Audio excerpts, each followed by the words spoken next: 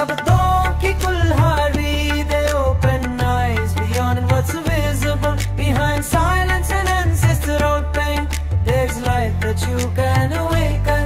शब्दों की कुल्हाड़ी, they open eyes beyond what's visible. Behind silence and ancestral pain, there's light that you can awaken. हद्दों से बनती है दुनिया हमारी, वे खोलते हैं ते जो देख नहीं सकती। खामोशी और पुराने घावों के पीछे एक रोशनी है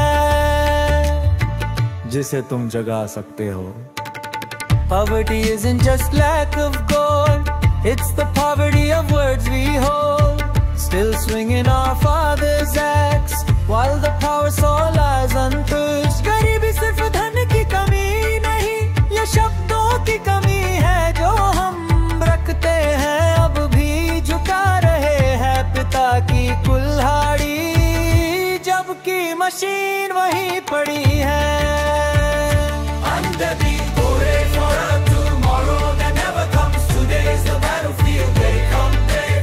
Speak words that ignite the soul, not promises drowned in delay. उस कल का इंतजार मत करो जो आता नहीं, आज है बहादुरों का मैदान। ऐसे शब्द बोलो जो आत्मा को जलाए, ना कि वो वादे जो देर में डूब जाए।